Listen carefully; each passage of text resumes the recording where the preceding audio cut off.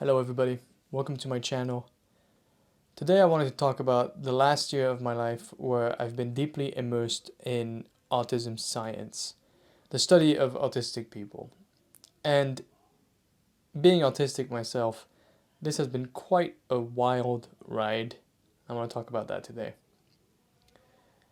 I want to start with a little story, and it's a story of two fish swimming down a river.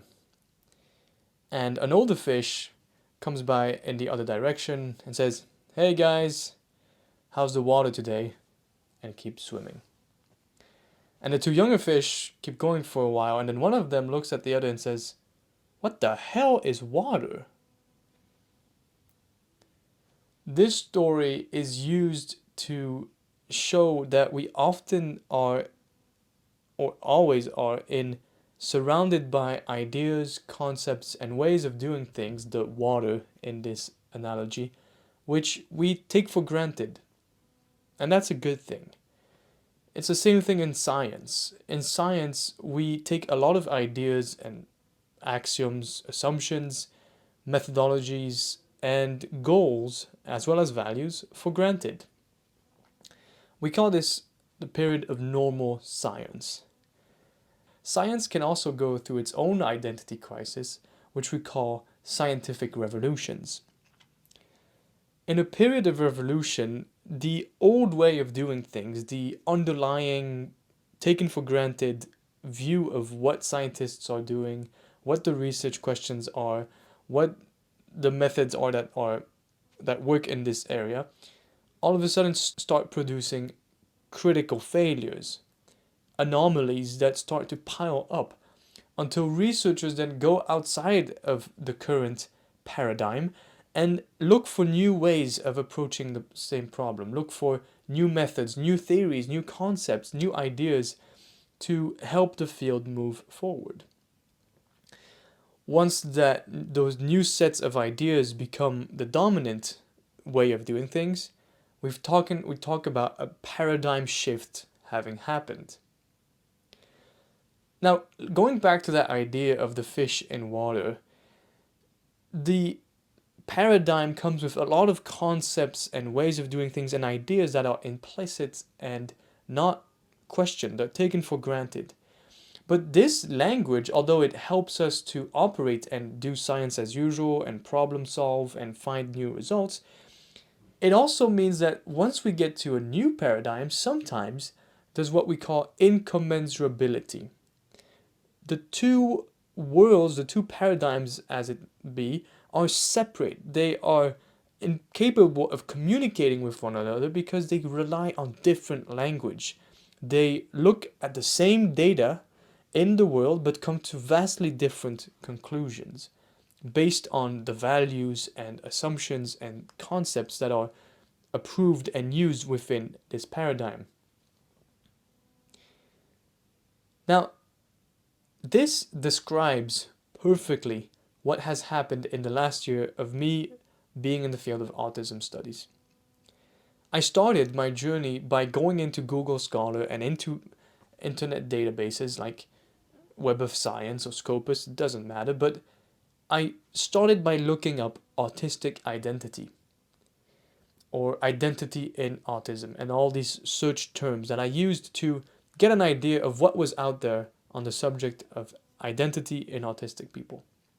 And using these search terms, I found a lot of super cool science, a lot of studies, and even systematic reviews in the last few years. So, aggregation of like 20 studies in the last 10 years looking at how identity develops in autistic people. And the core result of this literature is that there are plateaus, challenges in development of identity that occur for many different reasons, including stigma and discrimination, exclusion, complex trauma. All these things, as well as late diagnosis, can lead to plateaus in development. Now, I'm reading all of this literature and I'm working on my thesis and getting to a research question, doing what scientists do in a normal period of science, which is solve problems. I was not questioning the underlying philosophical assumptions of the paradigm that I was in. However, after 1 year or 9 months of doing this, suddenly my paradigm broke. My own view of what I was doing was challenged because I found first one paper and then many, many others that were doing the exact same thing as all the papers I had been reading, but from a completely different paradigm. I had stumbled upon the the same literature as what I've been reading, which talks about identity and researches identity, but all of a sudden the language was completely different. The underlying assumptions about what autism is and who has expertise about autism and what are the important theories and concepts to understand autism were completely different. And what I had encountered in that moment was what we call the deficit paradigm or the pathology paradigm. This is a paradigm that has been dominant in autism studies history for the last 50 to 80 years. And obviously, I knew that it existed. I had read, in at least in genetics and medical fields, I knew that there was sometimes a very medicalized view of autism with sometimes even the deficit view. Very often, in fact, in those studies, autistic people are conceptualized in that paradigm as having a broken brain. Autistic people in that paradigm have a brain disorder that comes with a lot of deficits, shortcomings, things that aren't as they should be. They are not as the non-autistic neurology is. And so, this is what the paradigm says, that's a problem. That's a deficit. And that's how the view of the deficit paradigm is.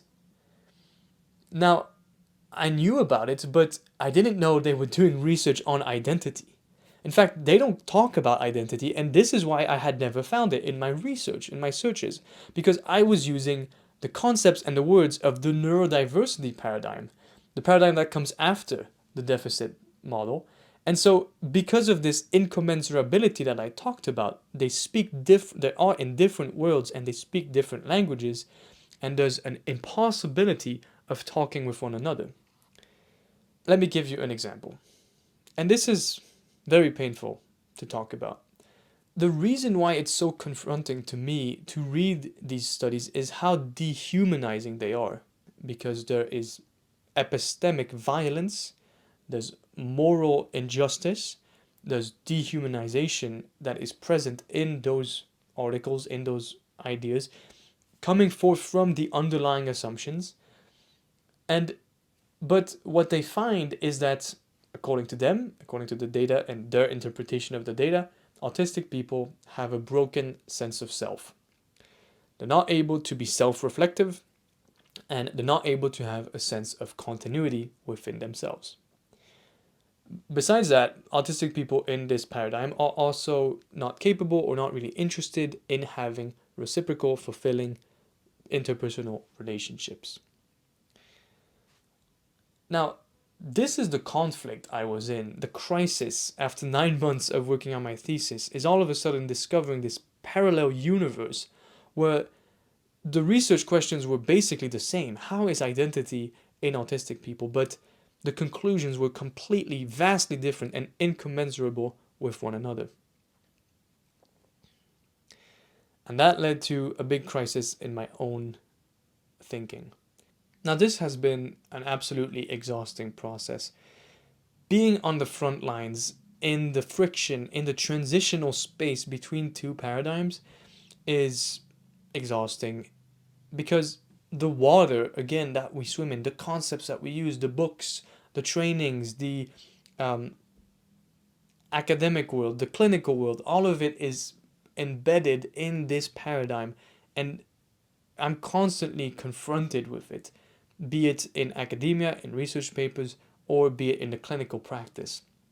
There's a constant questioning of my values and my existence as such, the value of myself and my ability for relatedness. We're in a transitional phase, and so it's very difficult. It's exhausting. It is incredibly useful to know whenever, even on social media, everywhere, there's this clash of paradigms and this paradigm shift happening.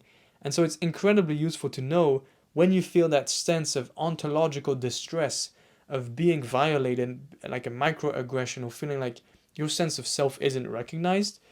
It's very useful to be able to depersonalize that to some extent when appropriate, and see that the people asking those questions or saying like you don't look autistic, or you're making autism your whole identity, or whatever they're saying, that they're coming from a totally different paradigm where being autistic is a brain disorder. And so from that from that worldview, it makes perfect sense to ask the question, well, isn't it a bit dangerous to make a brain disorder your identity? And it makes perfect sense to say, well, you don't look autistic because, well, you don't look like you have a brain disorder. So, again, this is the deficit paradigm. I don't believe that neurodivergences are brain disorders. The thing with autism science is that the subjects are speaking up. The autistic people themselves, for the last 30 years, have been gathering together and saying, look, this is not how we see ourselves, and this is dehumanizing. And thanks to this activism and to autistic researchers coming up with concepts and theories, there has been this coalescing into a scientific enterprise, a neurodiversity paradigm that has graduated from being a social rights movement to being a scientific paradigm as such. The last years have seen incredible intellectual effort to ground and define and understand what is this neurodiversity paradigm that is collectively emerging. One of the main, or perhaps the main criticism of the neurodiversity paradigm, and coming from the deficit paradigm researchers, is that the neurodiversity paradigm is a boutique paradigm. It only caters to autistic individuals with low support needs, but it denies the suffering or take away focus on the high support need population inside of the autistic community. It's important when thinking about this criticism to remember that this criticism is coming from the deficit paradigm. So remember, these researchers are swimming in a water. The reality that is taken for granted and isn't questioned assumes that autistic people have a broken sense of self and are not capable or interested in mutual interpersonal relationships. Understanding this is crucial to frame the criticism because, in my opinion, deficit paradigm researchers are not joining and thinking about with us. And the reason I think is because for them, there isn't really an us.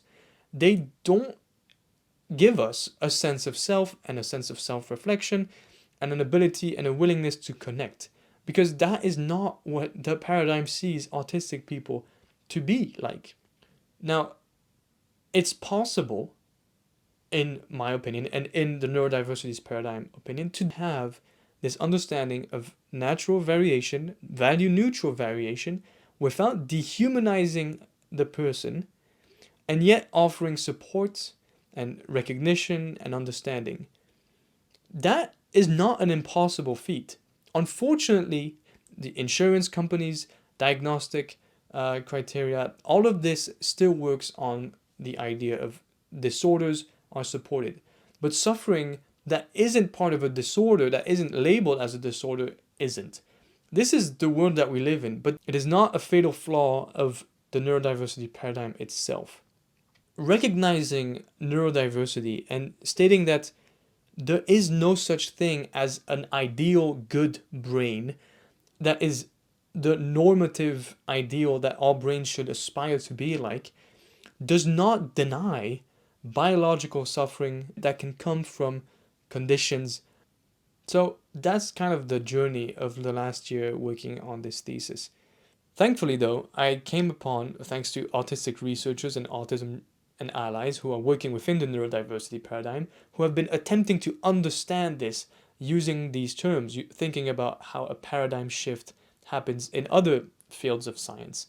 And I came across, thanks to these researchers, this fantastic book by philosopher of science Thomas Kuhn. And in this book, he talks about the paradigmatic shift that happens in science once enough anomalies pile up and the old paradigm is not able to solve the problems that it set out anymore, and we need to look outside of it for new methods, new questions, and new ontologies. What ontology is what the paradigm believes it's studying. What is autism? Is it a neutral difference in natural variation, or is it a brain disorder? That's the different ontology. And the epistemology is, how do we get knowledge about autism? Do we ask the experts, psychiatrists, psychologists, or are autistic people the experts? And underneath all of these are deep values that are very often, like I said, taken for granted and not made explicit. Thankfully, because that way we can just do science as usual. We now have concepts that we can use, and in fact, scientists are doing science as usual within the neurodiversity paradigm already.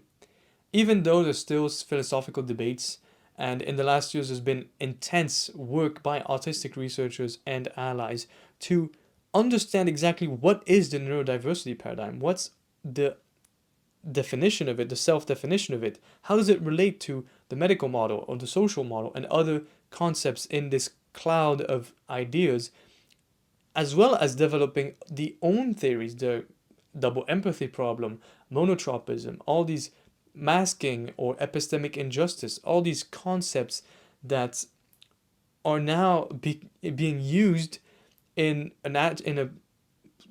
taken for granted by researchers who are now doing the research that I started seeing when I started my thesis. It's important to know that it's difficult and a challenge for everybody, autistic people included, to get encultured into the neurodiversity paradigm. Any paradigm in science requires learning different concepts, different theories to make sense of reality through that paradigm, and then to be able to contribute to it. Thomas Kuhn talks about the old guard that are defending the old paradigm because they've built their careers in it, and it is all they know. There are always going to be anomalies. This is what Thomas Kuhn says. Every paradigm has phenomena it cannot explain. Every paradigm has some internal contradictions. This is the case for the neurodiversity paradigm as well. And I think it's important to keep that in mind.